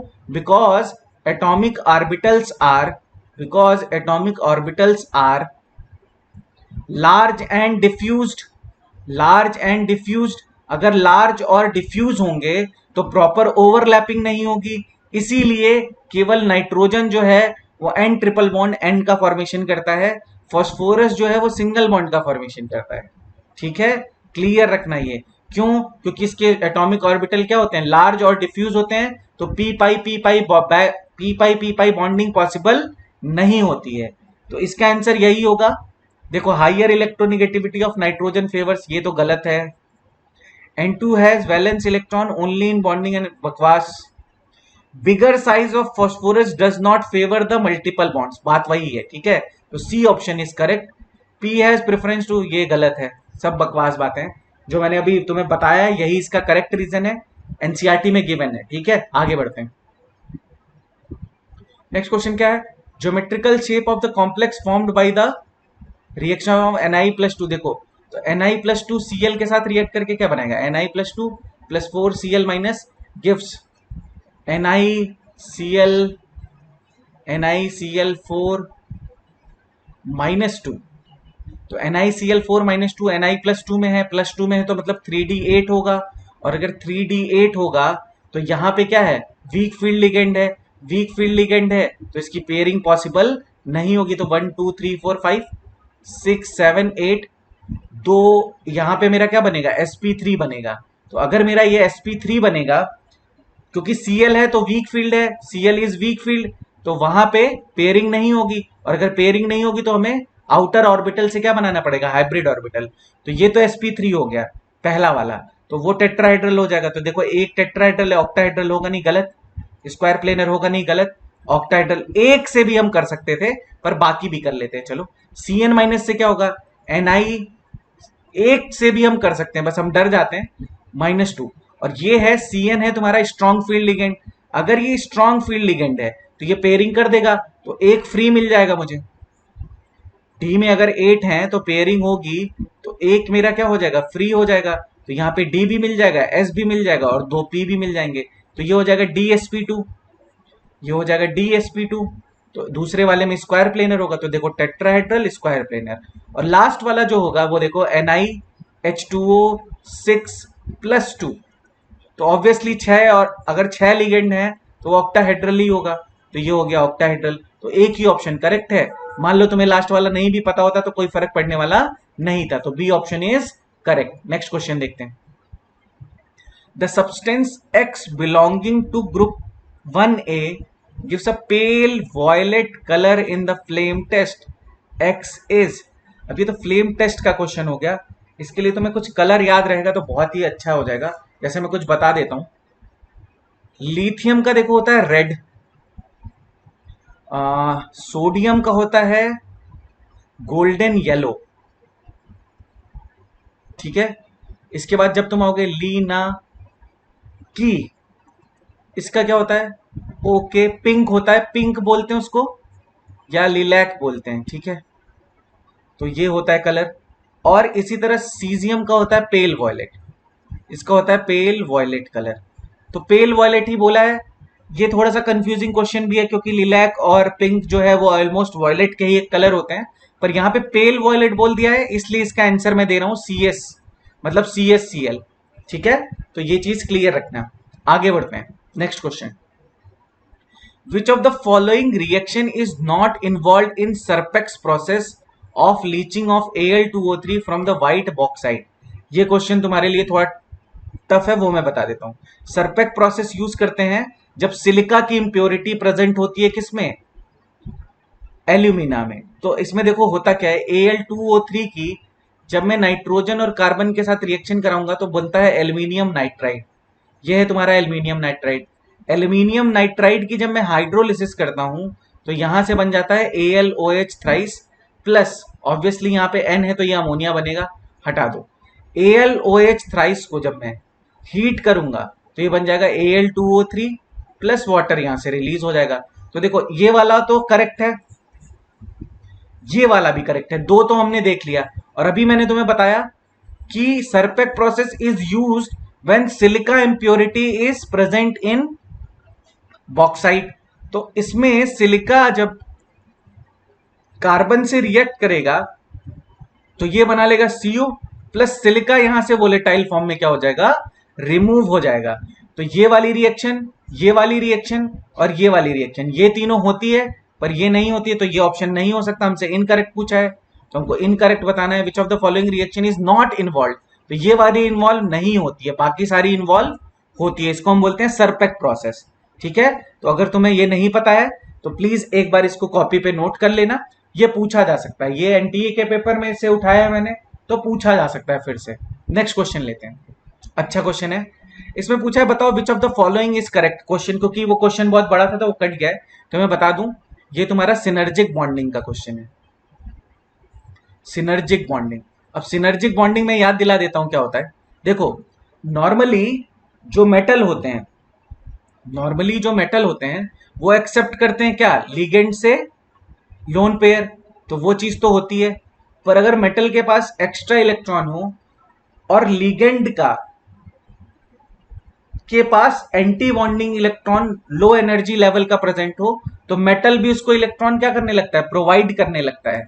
तो यहां पे वही चीज होगी कि कार्बन और ये ऑक्सीजन, इसके पास यहां पे लोन पेयर है, ये प्रोवाइड करेगा किसको, मेटल को। और जो मेटल के पास पाई बॉन्ड है या पाई ऑर्बिटल है, ये इसके पाई एंटी बॉन्डिंग इलेक्ट्रॉन में इसको क्या कर देगा, डोनेट कर देगा। तो ऐसा जो भी फिगर तुम्हें दिख रहा है जिसमें देखो कार्बन जो है, ये देखो, ये इसको दे रहा है सिग्मा बॉन्ड बना रहा है, और ये यहां से पाई बॉन्ड बना रहा है, और यहाँ पे पाई स्टार प्रेजेंट है सीओ का, और यहाँ पे पाई ऑफ मेटल। तो B option is correct. Book का ही फिगर है, एक बार चेक कर लेना, इजी क्वेश्चन है, ये आना चाहिए तुम्हें। यहाँ पे देखो इसने सिग्मा बॉन्ड बनाया अपोजिट डायरेक्शन में, तो ये इसलिए गलत है। यहाँ पे भी अपोजिट डायरेक्शन में सिग्मा बॉन्ड है, इसलिए गलत है। यहाँ पे ये सही है, पर इधर पाई स्टार लिखा है, जो कि पाई स्टार होता है किसका, कार्बन मोनोऑक्साइड का। ठीक है, सिंपल सिनर्जिक बॉन्डिंग का क्वेश्चन है, कोऑर्डिनेशन कंपाउंड का। आगे बढ़ते हैं। बोला in the following reaction product X and Y respectively are. ये तो हमने बहुत बार कर लिया है, देखो मैं बता देता हूं सारी चीजें फिर से। CaOH Cl2, ध्यान से सुनना, अगर यहां पे हॉट एंड कंसेंट्रेटेड है तो मैंने तुम्हें क्या ट्रिक बताई थी, ये बनेगा NaClO3 प्लस NaCl, ये +5 ऑक्सीडेशन स्टेट में आएगा। और अगर यहीं पे क्या होता, डाइल्यूट एंड कोल्ड होता, अगर NaOH क्या होता, डाइल्यूट एंड कोल्ड होता, तो ऑब्वियस सी बात है, यहां पे मैंने तुम्हें क्या बताया था, NaClO प्लस NaCl। तो मैंने ट्रिक क्या बताई थी, डाइल्यूट का मतलब कम कम सॉल्यूट प्रेजेंट हो, तो ऑब्वियसली ये देखो कम वैल्यू है, और कंसेंट्रेटेड का मतलब वैल्यू ज्यादा हो, तो यहाँ पे देखो +5 है। इसी तरह देखो CaOH ट्वाइस जब रिएक्ट करता है Cl2 से, तो अभी मैंने बताया था कि एक कंपोनेंट का फॉर्मेशन करता है जो कि ब्लीचिंग पाउडर का कंपोनेंट है, और वो होता है CaOCl2 plus CaCl2 plus water, इसी सबको मिला के हम बोलते हैं ब्लीचिंग पाउडर। तो फिर से बता दे रहा हूं, ब्लीचिंग पाउडर ये नहीं है, ब्लीचिंग पाउडर के अलग अलग कंपोनेंट्स होते हैं। ब्लीचिंग पाउडर का फॉर्मूला होता है CaOCl2 dot CaCl2 dot CaOH twice dot 2H2O, ये है तुम्हारा ब्लीचिंग पाउडर। कुछ लोग बोल देते हैं यही है ब्लीचिंग पाउडर, नहीं। ठीक है, तो इसका आंसर क्या हो जाएगा, NaClO3 और CaOCl2 ट्वाइस। ठीक है, ये सही है, ये गलत है। यहाँ पे NaOCl बोल दिया, यहाँ पे भी NaOCl बोल दिया, यहाँ पे NaClO3 है, पर ये गलत है। ठीक है, तो ऑप्शन बी इज करेक्ट। आगे बढ़ते हैं। बोला metal which not evolve H2 gas with dilute HClR। ये तो भाई बहुत पहले से तुमने पढ़ा है कि कॉपर, Ag और Au ये हाइड्रोजन के क्या आते हैं, ऊपर आते हैं, तो ये कभी एसिड से H2 गैस रिलीज नहीं करेंगे। ठीक है, तो हटा दो। तुम्हें पता होगा कॉपर जो है रिड्यूस होना चाहेगा, ना कि ऑक्सीडाइज होना। ठीक है, तो ये चीज तुम्हें पता होनी चाहिए। तो ये Cu, Ag एंड Au, ये मतलब टफ क्वेश्चन नहीं है, ये आना चाहिए तुम्हें। ये सारे बाकी जितने हैं ये तो हाइड्रोजन से नीचे प्रेजेंट होते हैं। Fe भी नीचे होता है, Pt भी नीचे होता है, Hg ऊपर होता है, पर Mg नीचे होता है। तो इसका आंसर बेटा सिंपल सा था, Cu, Ag और Au। नेक्स्ट क्वेश्चन लेते हैं। Bleaching action of H2O2 is due to oxidising nature. इसमें कुछ बताने की जरूरत नहीं है, फिर भी बता देता हूं। H2O2 गिव्स H2O प्लस, इसको क्या बोलते हैं, नेसेंट ऑक्सीजन। तो अगर कोई कलर्ड सब्सटेंस होगा, कलर्ड सब्सटेंस, तो ये ऑक्सीडेशन की वजह से क्या हो जाएगा, कलरलेस हो जाएगा। तो this is called bleaching action of H2O2, और ये किसकी वजह से होता है, ऑक्सीडाइजिंग नेचर की वजह से होता है। नेक्स्ट क्वेश्चन लेते हैं। अरे यार ये बहुत सिंपल क्वेश्चन है, ये कई बार कर चुके हैं। देखो सिंपल सी चीज बता रहा हूं, देखो X लिखा है, K2CO3 लिखा है और एयर लिखा है, मतलब यहां पे कुछ ऑक्सीडेशन होने वाला है। एयर की प्रेजेंस में ऑक्सीडेशन होगा और ये कोई सब्सटेंस होगा जिसका ऑक्सीडेशन होकर वाई बना है। वाई का फिर से Cl2 is also oxidising agent, कुछ एक और सब्सटेंस बना है जो कि पिंक कलर का है। अब तो मेरी बात ध्यान से सुनो, तुम्हें पता होना चाहिए कि K2Cr2O7 का कलर क्या होता है, ऑरेंज, तो ये ऑप्शन ऐसे ही गलत हो गया। दूसरा, ये KMnO4 है, ये MnO2 है और यहाँ पे K2CrO4 ले लिया है, तो ये ऑप्शन भी गलत हो गया। अब हम आते हैं, यहाँ पे देखो BiO3 लिया है, ये समथिंग, ये भी ऑप्शन गलत हो गया। अब ध्यान से देखो, जब MnO2 का ऑक्सीडेशन करेंगे, हमेशा याद रखो कि MnO2 का जब ऑक्सीडेशन करते हैं तो बनता है K2MnO4, ये होता है +6 ऑक्सीडेशन स्टेट में, ये होता है ग्रीन। और जब फिर इसका फर्दर ऑक्सीडेशन करते हैं तो तुम्हारा क्या बन जाता है, KMnO4, और KMnO4 क्या होता है, पिंक होता है। तो घुमा फिरा के ये वाले क्वेश्चन बार बार पूछेगा। इसी को करने का एक और तरीका है, तो जब भी बेसिक मीडियम दिया हो, ये बेसिक मीडियम है और ये ऑक्सीडेशन करने को बोल रहा है, उसके बाद फिर ऑक्सीडेशन करने को बोल रहा है, तो जब दो बार ऑक्सीडेशन करा रहा है तो तुम समझ लेना कि MnO2 को पहले किस में मिल रहा है, K2MnO4 में, और फिर उसको बोल रहा है KMnO4 में। हर बार देखो ऑक्सीडेशन स्टेट इंक्रीज हुआ है। तो तुम्हें ये सारी चीजें अब पता होनी चाहिए कि MnO2 का कलर ब्लैक होता है या ब्राउन बोल सकते हो। मैंने अपने KMnO4 वाले वीडियो में ये सारी चीजें बताई हैं, ठीक है, तो वहां से चेक कर लेना। इसका आंसर होगा सी, ठीक है। MnO2 on oxidation gives K2MnO4, which on oxidation gives KMnO4, ठीक है। आगे बढ़ते हैं,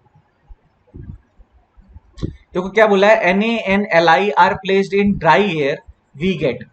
तो तुम्हें यह पता होना चाहिए कि Li जब एयर से रिएक्ट करता है तो ये फॉर्म करता है, देखो ऑक्साइड तो फॉर्म करेगा, बट केवल एक ही एलिमेंट है ग्रुप 1 का जो नाइट्राइड का फॉर्मेशन करता है ड्यू टू एनोमलस बिहेवियर, तो ये बना लेगा Li3n। पर जब सोडियम एयर से रिएक्ट करेगा तो ये फॉर्म करेगा only and only Na2O।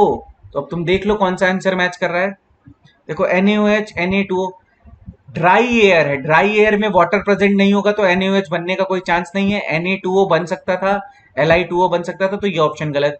Na2O Li2O जिसको नहीं पता होगा वो ये टिक कर देगा, पर ये ऑप्शन गलत है। Na2O Li2O Li3n, अमोनिया बनने का कोई चांस ही नहीं है। Na2O Li3n एंड Li2O, ठीक है।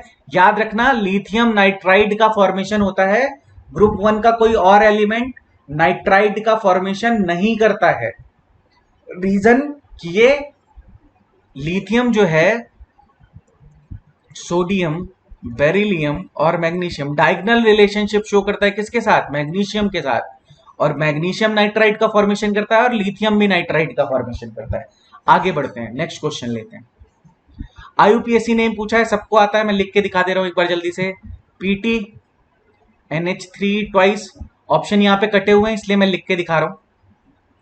NH2CH3 एमीन है, और क्योंकि इन पे ऑब्वियसली बाहर Cl है तो इसमें पॉजिटिव चार्ज आएगा। तो मैं ट्रिक बता रहा हूं कैसे लिखते हैं। सबसे पहले लिगेंड का नेम लिखते हैं अल्फाबेटिकल ऑर्डर में, तो देखो ये एमीन आएगा तो ये हो जाएगा डाई एमीन। अल्फाबेटिकल ऑर्डर में डाई को कंसीडर नहीं करते हैं, ए को कंसीडर करते हैं। फिर आएगा क्लोराइडो, क्लोराइडो, और इसको हम क्या लिखेंगे, ये है एथाइल एमीन या फिर मेथेन एमीन। तो कहीं पे लिखा है मेथेन एमीन, मेथेन एमीन यहाँ पे भी है, मेथेन एमीन यहाँ पे भी है, तो इसको लिखेंगे methane amine, methane amine, methane amine. अब मेरी बात ध्यान से सुनना, क्योंकि इस पे पॉजिटिव चार्ज आ रहा है तो हमें पहले प्लेटिनम का ऑक्सीडेशन स्टेट निकालना पड़ेगा। ये +1 में है, ये -1 में है, तो अगर इसको मैं लिखूंगा x -1 इज इक्वल टू 1, तो ये आ जाएगा x is equal to +2।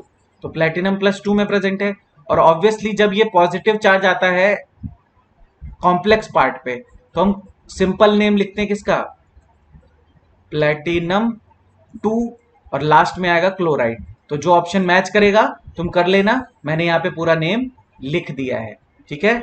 डाईएमीन, chlorido, methane amine, platinum 2 chloride, simple. यहाँ पे आगे कट गया है इसीलिए मैं बोल रहा हूँ, जहां पे तुम करोगे मैच कर लेना। देखो ये ऑप्शन तो गलत है, diamine, chlorido, amino methane, platinum, amino methane नहीं होगा, मेथेन एमीन होगा, तो ये दोनों ऑप्शन तो गलत ही होगा। इन दोनों में तुम्हें चूज करना होगा, जहां पे प्लेटिनम 2 लिखा होगा ये भी गलत ही है क्योंकि इसमें मेथेन एमीन पहले लिखा है, तो ये गलत हो गया। डाईएमीन, क्लोराइडो, मेथेन एमीन, यही सही है मेरे हिसाब से, ठीक है। तुम अपने जो तुम्हारा ऐप है उसमें चेक कर लेना, ठीक है। आगे बढ़ते हैं। Which element among the following can not form an amphoteric oxide? Which can not form, तो वो मैं तुम्हें बता दे रहा हूं, फॉस्फोरस। बिकॉज फॉस्फोरस जो है वो नॉन मेटल है। फॉस्फोरस जो है वो नॉन मेटल है। और non metallic oxides are non metallic oxides are non metallic oxides are acidic in nature. तो फास्फोरस के जो भी ऑक्साइड होंगे तुम्हें पता भी होगा, P4O6 एंड P4O10 दोनों ही क्या हैं, एसिडिक इन नेचर। दोनों ही क्या हैं, एसिडिक इन नेचर। तो ये एम्फोटेरिक तो नहीं होंगे, तो डी ऑप्शन इज करेक्ट। बाकी तुम्हें पता है Al2O3 SnSb इन सब के जो भी ऑक्साइड होते हैं वो क्या होते हैं, एम्फोटेरिक इन नेचर। आगे बढ़ते हैं। A firework gave bright crimson light. It probably contain an element of, तो तुम्हें पता होना चाहिए स्ट्रॉन्शियम जो होता है वो फ्लेम टेस्ट में क्या देता है, क्रिम्सन रेड। क्रिम्सन रेड, ठीक है। तो इसका ऑप्शन ऑब्वियस सी बात है स्ट्रॉन्शियम होगा। टाइम वेस्ट नहीं करेंगे, आगे बढ़ते हैं। डाइनाइट्रोजन इज यूज्ड, जिसको नहीं पता है उसको पता होना चाहिए कि N2 को हम रेफ्रिजरेंट की तरह भी यूज करते हैं, क्रायो सर्जरी में भी यूज करते हैं, और कैल्शियम साइनामाइड के फॉर्मेशन में भी यूज करते हैं। ये थोड़ा सा रट्टाफिकेशन है, ऑल ऑफ दिस, इसमें कुछ नहीं कर सकते। Next question, total number of element which do not form hydride are. हाँ, तो ग्रुप 7 और ग्रुप 9 वाले, ग्रुप 7 टू ग्रुप 9 ये हाइड्राइड का फॉर्मेशन नहीं करते हैं। दूसरी चीज, क्रोमियम हाइड्राइड का फॉर्मेशन करता है, पर उसके नीचे के जो दोनों एलिमेंट होते हैं वो हाइड्राइड का फॉर्मेशन नहीं करते हैं। तो तुम्हें पता होगा क्रोमाटन, तो MO और W ये हाइड्राइड का फॉर्मेशन नहीं करते हैं, करते जाओ। तो W1 क्रोमियम करेगा हाइड्राइड का फॉर्मेशन, कैल्शियम करेगा, ठीक है। बाकी हम देख लेते हैं, MO नहीं करेगा, तो 1 2 बाकी लिख लेते हैं। ग्रुप 7 में कौन आता है, मैंगनीज तक रे, ठीक है। उसके बाद क्या आएगा, मैंगनीज के बाद फेरस, तो Fe भी नहीं करेगा, Ru भी नहीं करेगा, तो FeRu ये दोनों भी कोबाल्ट मतलब हाइड्राइड का फॉर्मेशन नहीं करेंगे। फिर CO कौन रहेगा, आयरलैंड, तो कोबाल्ट भी नहीं करेगा, कोबाल्ट भी नहीं करेगा। और PD थोड़ा सा कंफ्यूजिंग है, वैसे नहीं पढ़ोगे, PD करेगा, PD करता है, ठीक है, PD करता है। तो इसके साथ ही यहां पे अगर हम देखें तो आंसर कितने हो जाएंगे, आंसर हो जाएगा अपना 1 2 3 4 5। मेरे हिसाब से इसका आंसर 5 है। अगर किसी को लगता है कि और कुछ आंसर हो सकता है तो वो कमेंट सेक्शन में बता देगा, मैं चेक कर लूंगा, ठीक है। आगे बढ़ते हैं। Which of the following increases in magnitude as the atomic number of alkali metal increases. तो ऑब्वियस सी बात है कि डाउन दी ग्रुप जाओगे तो इलेक्ट्रोनेगेटिविटी क्या होगी, डिक्रीज होगी। फर्स्ट आयनाइजेशन एनर्जी भी क्या होगी, डिक्रीज होगी। आयनिक रेडियस इंक्रीज होगा, तो ऑप्शन सी इज करेक्ट। घटिया क्वेश्चन, आगे बढ़ते हैं। Total number of ionisation isomer in this including the given compound, मतलब इसको कंसीडर करना है तो मैं बना के दिखा देता हूं। देखो आयनाइजेशन बोला है ना, तो जो लिगेंड और आयन दोनों की तरह बिहेव कर सकते हैं उसको अंदर बाहर कर लेंगे, ठीक है। तो एक बार NO3 को अंदर करो तो ये हो जाएगा En2, Br बाहर चला जाएगा, NO3 अंदर आ जाएगा, तो Cl हो गया, Br आ गया। इसी तरह अगर एक बार तुम Br को अंदर ले लो और Cl को बाहर निकाल दो, तो En2, NO3 तो अंदर ही रखो, Br भी अंदर रखो और Cl, तो ऑब्वियस सी बात है। देखो एक तो ये बन गया, एक ये बन गया और एक ये बन गया। तीनों का जब टेस्ट करोगे तो जो देखो कैसे पहचानते हैं आयनाइजेशन आइसोमर, ब्रेक कर दो। यहाँ पे जो आयन्स आएंगे ना वो हमेशा डिफरेंट आएंगे। यहाँ पे NO3 माइनस आएगा आयन, यहाँ पे Br माइनस आएगा और यहाँ पे Cl माइनस आएगा। इसके अलावा कोई पॉसिबिलिटी नहीं है। इसका आंसर है 3, ठीक है, क्योंकि इसको कंसीडर करने को बोला था इसलिए इसको लेकर 3 है, ठीक है। Next question, incorrect order of properties given in parenthesis are. ठीक है, देखो ये तो सबको पता होगा, इलेक्ट्रॉन एफिनिटी जो क्लोरीन की होती है वो ज्यादा होती है, फिर आती है फ्लोरीन की, फिर आती है किसकी, फिर आती है सल्फर की और फिर आती है ऑक्सीजन की। तो इलेक्ट्रॉन एफिनिटी का पहला ही ऑर्डर गलत है और हमसे इनकरेक्ट ही पूछा है, तो यही गलत सही है। ये सबको पता है, इसमें कोई दिक्कत ही नहीं है। ये भी सबको मतलब जब एक ऑप्शन करेक्ट हो गया तो आगे देखने की जरूरत नहीं है, ठीक है। अगर किसी को डाउट होगा तो पूछ लेगा। देखो आ गया फिर से वही question, when MnO2 is fused with, ध्यान से देखो, इज फ्यूज्ड विथ KOH मतलब बेसिक मीडियम, और एक ऑक्सीडाइजिंग एजेंट NO3 माइनस +5 में ऑक्सीडाइजिंग एजेंट की तरह बिहेव होगा, ए कलर्ड कंपोनेंट इज फॉर्म्ड। अभी मैंने बताया था MnO2 का बेसिक मीडियम में जब ऑक्सीडेशन होगा तो बनाएगा K2MnO4 और इसका कलर होता है ग्रीन। और फिर जब इसका फर्दर ऑक्सीडेशन होता है तो ये बनाता है KMnO4 जो कि होता है पिंक या वॉयलेट, जो तुम्हें बोलना है बोल लो, पर इसका आंसर क्या होगा? Choose the right compound with the appropriate colour, K2MnO4 and green, KMnO4 purple गलत, ये गलत, ये गलत, ये गलत। Option A is correct. Next question, MfXeF4 gives A the state of hybridization of central metal atom A and the shape of the species। बिल्कुल simple सी बात है, metal F minus plus XeF4, तो ये क्या करेगा? F माइनस यहां पे आ जाएगा तो ये बन जाएगा XeF5।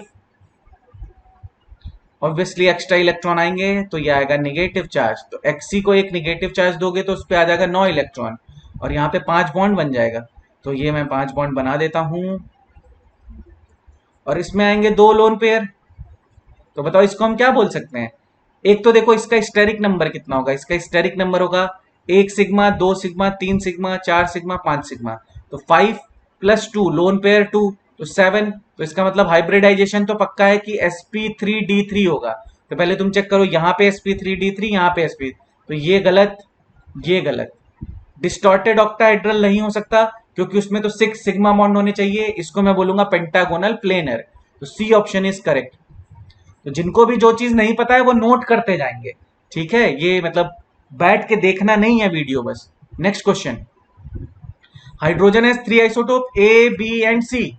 If the number of neutron in A, B and C respectively are X, Y and Z, the sum of, अरे यार, 1H1, 1H2, 1H3, इसमें न्यूट्रॉन 0, न्यूट्रॉन 1, न्यूट्रॉन 2, 0 + 1 + 2 3। घटिया क्वेश्चन, आगे बढ़ते हैं। हाँ, when a metal is electroplated with silver. अब ध्यान से समझो इलेक्ट्रोप्लेटिंग होता क्या है। इलेक्ट्रोप्लेटिंग में क्या होता है, एक मेटल होगा, यहां पे मान लो कोई मेटल है और ये है अपना सिल्वर। तो मैं पूरा तुम्हें प्रोसेस ही बता देता हूं। अब देखो इसको मैंने बैटरी से अटैच किया, इलेक्ट्रोप्लेटिंग करानी, ये एनोड है, ये Ag है, तो ऑब्वियस सी बात है Ag यहां से क्या होगा, Ag+ में कन्वर्ट होगा और फिर ये Ag जाके यहां पे क्या होगा, डिपॉजिट होगा। Ag जाके यहां पे क्या हो जाएगा, डिपॉजिट हो जाएगा। इसी को हम बोलते हैं इलेक्ट्रोप्लेटिंग। तो अब मेरी बात ध्यान से सुनो, the metal is the anode नहीं, एनोड हम हमेशा किसको लेते हैं, जिसकी हमें प्लेटिंग करा, जिससे हमें प्लेटिंग करानी हो। मतलब Ag को हम लेंगे एज ए एनोड और जिसकी हमें प्लेटिंग करानी होगी उसको हम लेंगे हमेशा एज ए कैथोड। याद रखना, जिसकी प्लेटिंग करानी है उसको लो एज ए कैथोड और जिससे प्लेटिंग करवानी है, मतलब अगर सिल्वर की प्लेटिंग करानी है, कोटिंग करानी है, तो उसको बनाओ एनोड। तो द मेटल इज एनोड गलत, Ag मेटल इज कैथोड गलत। The solution contains Ag+ ion, ये बात बिल्कुल सही है कि the solution contains Ag+ ion. देखो यहाँ पे Ag+ आयन होगा सॉल्यूशन में। The reaction at anode is, anode पे हमेशा ऑक्सीडेशन होता है, तो अगर ऑक्सीडेशन होगा तो ये कन्वर्ट होगा Ag+ इलेक्ट्रॉन, तो इसका मतलब ये ऑप्शन भी गलत है, तो only C option is correct. ठीक है, आगे बढ़ते हैं। The pair of compound which have different hybridisation but same shape. Simple है यार, जल्दी से करते हैं ना। XeF2 और CO2, देख के मैं बता दे रहा हूं क्यों मुझे याद है ये, कि XeF2 का शेप कैसा होगा, XeF2 का शेप लीनियर होगा यार, क्योंकि उसके पास टोटल कितने इलेक्ट्रॉन है, 8 इलेक्ट्रॉन है और 2 बॉन्ड बनाएगा, तो कितने लोन पेयर बच जाएंगे, 3 लोन पेयर बच जाएंगे, तो ये कैसा हो गया, लीनियर हो गया। और CO2 भी कैसा होता है, लीनियर होता है। अब ये मत कहना ये तो ऐसा, ये इसको ऐसे बना लो यार, लीनियर ही तो है, दोनों लीनियर है, तो यही ऑप्शन गलत करेक्ट है। बाकी देखो BF3 कैसा होगा, BF3 इज ट्राइगोनल प्लेनर और PCl3 में एक लोन पेयर आ जाएगा ना, तो वो प्लेनर तो नहीं होगा, पिरामिडल हो जाएगा। SO3 देख लो कैसा होता है, S double बॉन्डो double बॉन्डो double bond O, ये SO3 हो गया। और ClF3 कैसा होगा, ClF3 obviously F F T shape होगा, ये T शेप होगा, तो ऑब्वियसली ये दोनों गलत हो गए, ये भी गलत हो गया। XeF4 और SF4 ये तुम्हारे लिए टास्क है करना, ऑप्शन सी इज करेक्ट। वैसे मैं बना देता हूं यार, देखो XeF4 अभी बताया था, जेनॉन के आउटर मोस्ट शेल में 8 इलेक्ट्रॉन, 4 बॉन्ड बन गए तो 2 लोन पेयर आ गए, देखो। और इसी तरह SF4 में 6 इलेक्ट्रॉन, 4 बॉन्ड बन जाएंगे और 1 लोन पेयर आ जाएगा। तो सारे स्ट्रक्चर बना दिए हैं, चेक कर लेना। इसको सीसॉ बोलते हैं, इसको सीसॉ बोलते हैं, ठीक है, सीसॉ। तो ऑब्वियसली केवल एक ही मैच कर रहा है, ये और ये। और एक खास बात है, इन दोनों के हाइब्रिडाइजेशन डिफरेंट है, ये sp3d है और ये sp है। हाइब्रिडाइजेशन डिफरेंट है फिर भी शेप सेम है, ठीक है। तो ये क्वेश्चन हो गया सॉल्व, आगे बढ़ते हैं। Incorrect statement about carbon monoxide. पहला ऑप्शन बोला it is highly soluble in water, कोई भी गैस वाटर में सॉल्युबल नहीं होती है। तुमने पढ़ा होगा कौन सा लॉ, हेनरीज लॉ। हम जबरदस्ती प्रेशर डाल के उसको क्या करते हैं, सॉल्युबल करते हैं। तो ये ऑप्शन मुझे गलत लग रहा है। It burns in oxygen to produce considerable amount of heat, ये करेक्ट ऑप्शन है। It is toxic having bond order of 3, obviously इसमें बॉन्ड ऑर्डर कितना होता है, 3 होता है, क्योंकि यहाँ पे क्या हो जाता है, ऐसे बैक बॉन्डिंग होती है ना, ऑक्सीजन अपने लोन पेयर दे देता है, ठीक है। तो इसका बॉन्ड ऑर्डर 3 है, तो बॉन्ड ऑर्डर 3 है, सही है, ये बॉन्ड ऑर्डर 3 है। It is found in coal gas, water gas, producer gas, बिल्कुल सही है। CO plus H2 is water gas, CO plus N2 is producer gas, तो दोनों में CO प्रेजेंट होता है, तो ये ऑप्शन भी करेक्ट है। एक ही ऑप्शन रॉन्ग है, विच इज ए, ये वाटर में सॉल्युबल नहीं होता है। Next question, how many of the following are lanthanides. अब ये वही वाली बात है, जिसको पता है उसको पता है कि पेर्सोडीनियम, एर्बियम एंड गैडोलिनियम, ये दोनों लेंथेनाइट्स में, ये तीनों लेंथेनाइट में आते हैं। 3 ये हो गए, यूरेनियम और क्यूरियम ये दोनों आते हैं एक्टिनाइड में, तो इसको हटा दो। हाफनियम, ऑस्मियम और इरिडियम, अभी मैंने बताया था ना, टाइटेनियम, टी, जरा, हाफ, तो इसमें हाफनियम आ गया। ऑस्मियम कहाँ आता है, फेरस, ये ऑस्मियम आ गया। और इरिडियम कहाँ आता है, कौन रहेगा, आयरलैंड, तो ये इरिडियम आ गया, ये ऑस्मियम आ गया, ये हाफनियम आ गया। ये डी ब्लॉक में है, मतलब ये ट्रांजिशन एलिमेंट है, तो इसका आंसर होगा 3। अब जिसको याद है वही कर पाएगा ये। नेक्स्ट क्वेश्चन, ये भी अच्छा क्वेश्चन है, ये मैं तुम्हें सीधे बता रहा हूं, क्रोमाइल क्लोराइड टेस्ट का क्वेश्चन है। तो क्रोमाइल क्लोराइड टेस्ट मैंने पढ़ा रखा है K2Cr2O7 में, जाके चेक कर लेना। वैसे मैं बता देता हूं, जब NaCl की रिएक्शन, मतलब सॉल्ट की रिएक्शन तुम कराओगे K2Cr2O7 in the presence of acidic medium, तो फॉर्मेशन होता है chromyl chloride, which is CrO2Cl2, इसको हम बोलते हैं क्रोमाइल क्लोराइड, CrO2Cl2। फिर जब इस पे OH माइनस का अटैक कराओगे, ध्यान से देखना, ये इस पे अटैक करेगा, ये वाला बॉन्ड यहां से गायब, फिर अटैक करेगा, फिर Cl गायब, तो ये बन जाएगा CrO4-2, ठीक है। और फिर जब इसकी H2O2 से रिएक्शन कराओगे तो फॉर्मेशन होता है CrO5 का, इसमें पेरोक्साइड लिंकेज होता है, इसका कलर होता है ब्लू, इसका कलर होता है ब्लू। अब तुम क्वेश्चन देखो क्या पूछ रहा है, CrO4-2, इसमें बोला था sum of atoms in one molecule each of A, B and C is, तो इसमें देखो कितने हैं, 1 2 3 4 5 6 10 11 और 5, मतलब टोटल 16 ही है ना, बना के देख लेना यार। मतलब इसमें सब में पूछा है कि कितने एटम्स प्रेजेंट हैं, सम ऑफ एटम्स, हाँ तो ठीक है ना, CrO4-2, Cr double bond O minus, सबको ऐड कर लो, 1 2 3 4 5, 1 2 3 4 5, और यहाँ पे ठीक है, यहाँ पे टोटल 16 हो जाएंगे, किसी कोई दिक्कत नहीं है। C जो है वो CrO5 है, A जो है वो CrO2Cl2 है, तो लिख देता हूँ, इसी को हम बोलते हैं क्रोमाइल क्लोराइड, CrO2Cl2, 5 हो गए। इसी तरह जो B है वो है CrO4-2, इसका कलर होता है येलो, ठीक है, ये सबको पता होना चाहिए। Next question, the set representing the correct order of ionic radii. तो देखो यार, लिथियम फर्स्ट ग्रुप में है, सोडियम भी फर्स्ट ग्रुप में है, तो डाउन दी ग्रुप जाने पे साइज क्या होगा, बड़ा होगा, तो Na का लिथियम से बड़ा होगा। उसके बाद पीरियड में जब मूव करते हैं तो पीरियड में क्या होता है, साइज डिक्रीज होता है। फिर इसमें भी क्या होगा, ये यहाँ पे होगा, तो यही होगा कि Na प्लस की साइज सबसे बड़ी, फिर लिथियम प्लस की, फिर उसके बाद Mg+2 की, फिर उसके बाद Be+2 की। तो जो ऑप्शन मैच कर रहा है वो चेक कर लेंगे। लिथियम बेरिलियम ये तो नहीं है, लिथियम सोडियम ये भी नहीं है, मैग्नीशियम बेरिलियम ये भी नहीं है, sodium lithium magnesium beryllium correct option. आगे बढ़ते हैं, which of the following mineral does not contain aluminium. तो तुम्हें पता होना चाहिए, फ्लोरोस्पार जो होता है इसमें एल्यूमिनियम प्रेजेंट नहीं होता है। क्रायोलाइट Na3Al(F6), इसमें तो एल्यूमिनियम प्रेजेंट होता है। और जो फ्लोरोस्पार होता है वो होता है CaF2, जहां तक मुझे याद है कि ये होता है CaF2। एक बार मैं चेक करने की कोशिश करता हूं अगर मुझे मिल जाए। हाँ, फ्लोरोस्पार जो होता है वो होता है CaF2। तो ऑब्वियस सी बात है इसमें एल्यूमिनियम प्रेजेंट नहीं है, ये भी बुक में दिया है, तो option D is correct. Next question, the correct decreasing order of bond angle. तो देखो बॉन्ड एंगल में सबसे पहले हमको क्या चेक करना होता है, सबसे पहले हमको चेक करना होता है हाइब्रिडाइजेशन। तो सबकी हाइब्रिडाइजेशन चेक कर लो। BF3 चार ही है, पहले चेक करते जाओ। BF3 की हाइब्रिडाइजेशन होगी sp2, और sp2 का बॉन्ड एंगल होता है 120। तो ऑब्वियस सी बात है कि BF3 का बॉन्ड एंगल सबसे ज्यादा होना चाहिए। उसके बाद देखो NF3 और PF3 है, तो इनको सॉल्व करने का तरीका बताता हूँ। NF3 में sp3 है और ये भी sp3 है, दोनों में बेटा एक एक लोन पेयर है।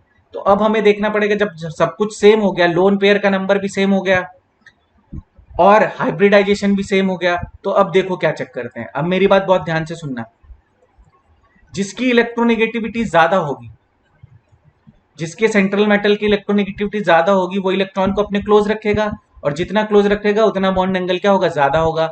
तो सबसे ज्यादा बॉन्ड एंगल किसका हो गया, BF3 का। उसके बाद किसका हो गया, NF3 का। फिर किसका हो गया, PF3 का। और लास्ट में ClF3 का। क्यों, ClF3 जो है इसका जो हाइब्रिडाइजेशन है वो है sp3d, तो इसका बॉन्ड एंगल्स क्या होगा, सबसे कम होगा। और एक चीज और सोचो कि Cl दो लोन पेयर है और उसके बाद फ्लोरीन है, तो ऑब्वियसली यहाँ पे रिपल्शन ज्यादा होगा, तो बॉन्ड एंगल क्या होगा, डिक्रीज होगा। तो ये हो जाएगा ClF3। तो इसका ऑप्शन मैच कर लो, इसका ऑप्शन मैच करेंगे तो आएगा BF3, फिर NF3, फिर PF3, फिर ClF3। तो D option is correct. Next question लेते हैं। In the complex K2Fe FeCN6 the complex is high spin. High spin हो ही नहीं सकता क्योंकि यहाँ पे स्ट्रॉन्ग फील्ड लिगेंड है, तो खत्म करो इसे। Both Fe atom are in same oxidation state, ये अभी हम चेक करते हैं। The coordination number of iron is 4, गलत है। कोऑर्डिनेशन नंबर इज 6, तो ये भी गलत है, ये दोनों गलत है। Both Fe atom are in different oxidation state. अब इसमें हमें चेक करना है, चलो चेक करते हैं। मान लो कि मैं ले लेता हूं कि FeCN6 पे -4 है। अगर इसको मैं -4 लेता हूं तो बाहर भी कितना चार्ज आना चाहिए, प्लस चार्ज। तो देखो 2K प्लस, तो Fe पे भी कितना चार्ज होना पड़ेगा, Fe+2 होना पड़ेगा। अब अंदर के ऑक्सीडेशन निकालो, Fe का जब ऑक्सीडेशन निकालोगे तो यहाँ पे, तो ये क्या हो जाएगा, x -6 इज इक्वल टू -4।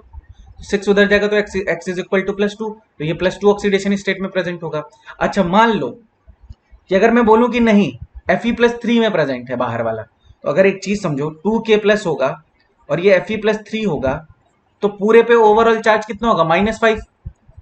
तो अगर -5 होगा तो तुम एक बात बताओ, जो Fe है, Fe को x लोगे, ये -6 होगा, ये इज इक्वल टू -5 होगा, x is equal to +1। Fe कभी +1 में प्रेजेंट हो सकता है, नहीं। Fe केवल और केवल किस में प्रेजेंट होता है, Fe+2 और +3 में प्रेजेंट होता है। इसका मतलब ये जो हमने सिक्वेंस लिया है ये गलत है। तो इसका मतलब क्या सही है, Fe+2 बाहर वाला और अंदर वाला दोनों +2 में है। तो both Fe atom are in the same oxidation state, this option is correct. Next question, which of the following statement regarding boric acid is false.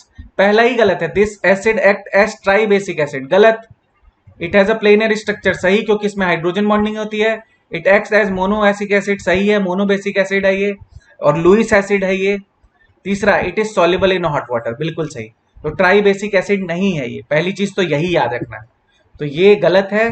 तो अगर ये गलत है तो मेरा ऑप्शन यही सही है, क्योंकि मुझसे क्या पूछा है, which of the following false पूछा है ना, तो ऑप्शन ए इज करेक्ट। ये स्टेटमेंट गलत है, ठीक है, तो A option is correct. Next question देखते हैं। The number and type of bond present between 2 carbon atom in a CaC2। पहली बात तो ये समझो Ca+2 C-2 C2-2, तो C2-2 कब आएगा, C triple bond C, negative charge and negative charge, तो एक सिग्मा बॉन्ड 2 पाई बॉन्ड, एक sigma bond and 2 pi bond, तो 1 sigma and 2 pi bonds, 1 sigma and 2 pi bond. Easy easy question है, जल्दी जल्दी करा रहा हूं। हाँ, the number of geometrical isomer of the complex C3, and एक चीज याद रखना, मेटल A3B3, इसमें दो टाइप के आइसोमर बनते हैं, एक होता है फेशियल, एक होता है मेरिडोनियल, ठीक है। तो ऑब्वियसली इसमें कितने आइसोमर बनेंगे, ये वही वाला तो केस है। मेटल क्या हो गया, क्रोमियम, NH3 के कितने हैं, NH3 के 3 हैं, और Cl3 के कितने हैं, तो देखो ये ऐसा कुछ बनता है, मेटल होगा, A होगा, A होगा और A होगा, ये देखो एक फेस बन रहा है ना ऐसे, इसको हम बोलते हैं फेशियल। इस तरह B होगा, B होगा और B होगा, और एक केस ऐसा हो सकता है कि यहाँ पे एम ए हो और ये बी हो, यहाँ पे ए हो, यहाँ पे बी हो और यहाँ पे बी हो। तो यहाँ पे देखो ये ऐसा कुछ बनता है, इसको हम बोलते हैं मेरिडोनियल। ठीक है, तो ये हो गया फेशियल, ये हो गया मेरिडोनियल। जाके चेक कर लेना, फेस और मर आइसोमर होता है, इसका आंसर होगा 2, क्योंकि केवल ज्योमेट्रिकल आइसोमर्स पूछा था। नेक्स्ट क्वेश्चन देखते हैं। अच्छा क्वेश्चन है, the number of correctly matched combination is are. देखो कैल्कोपाइराइट, तो तुम्हें पता होना चाहिए कैल्कोपाइराइट, या इसी को हम बोलते हैं कॉपर पाइराइट। तो ये होता है CuFeS2, तो ये कॉपर का है, ये तो करेक्ट है। लाइम स्टोन इज CaCO3, सही है। कोरंडम एल्यूमिनियम का होता है, बिल्कुल सही है। मैग्नेटाइट Fe का होता है, ये भी सही है। पायरोलुसाइट मैग्नीशियम का होता है, ये भी सही है। कैसेटेराइट तुम्हारा टिन का होता है, कैसेटेराइट इज ओर ऑफ टिन, तो ये ऑप्शन गलत हो गया। सिनेबार Hg सही है। Calamine is ore of zinc, zinc का होता है, तो ये भी गलत हो गया। Siderite FeCO3 is siderite, FeCO3 is siderite. फेकोसिड, या सिड बहुत फेंकता है, तो फेको सिड सिडेराइट, और सिडेराइट मतलब Fe, तो ये भी गलत हो गया, 3 गलत हो गया। और कैसुराइट Pb ये सही है, ये होता है PbCO3। तो पूछा क्या है करेक्टली मैच, तो 1 2 3 4 5 6 7, तो आंसर इज 7। आगे बढ़ते हैं। अच्छा question, among the A to D the reactions that does not occur in the blast furnace during the extraction of iron। एक चीज तुम्हें पता होनी चाहिए, बहुत सिंपल सी चीज है। देखो जो ऑब्वियस सी बात है, देखो कि FeO को अगर मैं हीट करूं वो Fe और हाफ O2 में कन्वर्ट हो जाए, ये तो पॉसिबल ही नहीं है ना। अगर ये पॉसिबल होता तो फिर हमें रिड्यूसिंग एजेंट की जरूरत ही नहीं होती। तो ये वाला ऑप्शन, तो डी वाला ऑप्शन वैसे ही गलत हो गया है। दूसरा, तुम्हें पता होगा कि CaO plus SiO2 gives CaSiO3, ये स्लैग का फॉर्मेशन करता है, तो ये वाला ऑप्शन तो बिल्कुल सही है कि ए होता है। FeO SiO2 रिएक्ट नहीं करते हैं, तो ये तो गलत हो गया। अगर FeO SiO2 से रिएक्ट करने लगेगा तो आयरन तो हमें मिलेगा ही नहीं। दूसरा, Fe2O3 ये +3 में है, ये एक रिड्यूसिंग एजेंट के साथ रिड्यूस होके Fe3O4 प्लस CO2 गैस का फॉर्मेशन करती है। तो ऑब्वियस सी बात है, ये रिडक्शन हुआ है, ये रिएक्शन भी होती है। तो ये दोनों रिएक्शन होती है ब्लास्ट फर्नेस में, ये दोनों नहीं होती है। तो A and B is correct. हमसे क्या पूछा है, डज नॉट अकर, तो C एंड D जहां पे होगा वो नहीं होगी, तो C and D। Simple NCERT का क्वेश्चन है। आगे बढ़ते हैं। Oxidation state of metal in the minerals hematite और मैग्नेटाइट। ध्यान से देखो, हेमेटाइट क्या होता है Fe2O3, और मैग्नेटाइट क्या होता है, मैग्नेटाइट होता है Fe3O4। तो Fe3O4 जो होता है ये क्या होता है, FeO डॉट Fe2O3, तो ये +3 में भी होगा और +2 में भी होगा, और Fe2O3 केवल +3 में होगा। तो हेमेटाइट केवल +3 में, तो +3 in hematite and 2 and 3 in magnetite. D is correct. Easy question है। The molecule which contain maximum number of lone pairs, IF7। देखो कैसे, IF7 तो यहां है, ठीक है, 7 है इस पे फ्लोरीन। अब एक बात बताओ, एक फ्लोरीन पे कितने लोन पेयर होंगे, एक फ्लोरीन पे 3 होंगे, तो 7 पे कितने होंगे, 7 × 3 21, तो यहां से 21 आ गए। XCF6 में देखो, तो फ्लोरीन से कितने आ जाएंगे, फ्लोरीन से आ जाएंगे तुम्हारे 6 × 3 18 प्लस 1 आ जाएगा जेनॉन से, तो 19, और बाकी सब में बकवास है, तो IF7 इज करेक्ट। तुम एक बार चेक कर लेना। Next, IUPAC name of the complex. देखो क्लोराइडो है और ऑक्सिलेटो है, तो पहले लिखेंगे डाइक्लोराइडो। जो चीज पहले लिखी है उसी को लिखा करो, वो अल्फाबेटिकल ऑर्डर में ही है, डाइक्लोराइडो है, ठीक है। तो डाइक्लोराइडो फिर ऑक्सिलेटो, ऑक्सिलेटो भी कितने, 2 हैं, तो डाइक्लोराइडो डाइऑक्सिलेटो। क्रोमियम तो होगा नहीं क्योंकि यहाँ पे निगेटिव चार्ज है, तो क्रोमेट होगा, और हमें क्रोमियम का ऑक्सीडेशन स्टेट निकालना पड़ेगा, तो X यहाँ पे -2। ऑक्सिलेटो सबको पता है, C double bond O O minus, C double bond O O minus, ठीक है, तो X, और ऑब्वियस सी बात है यहाँ से कितना आएगा, -2, तो ये टोटल कितना है, X - 6 इज इक्वल टू -3, तो X इज इक्वल टू +3, तो क्रोमियम +3 ऑक्सीडेशन स्टेट में प्रेजेंट है, और यहाँ पे निगेटिव चार्ज है तो लास्ट में क्रोमेट आएगा, तो डाइक्लोराइडो डाइऑक्सिलेटो क्रोमेट 3। बिस लिखने की कोई जरूरत नहीं है, ठीक है, तो C option is correct, C option is correct. तो बेटा ये लास्ट क्वेश्चन था, ठीक है। अब मेरी बात ध्यान से सुनो, जो मैं बोल रहा हूँ लास्ट क्वेश्चन पे जो भी बच्चे पहुंच रहे हैं वो अब ध्यान से सुने।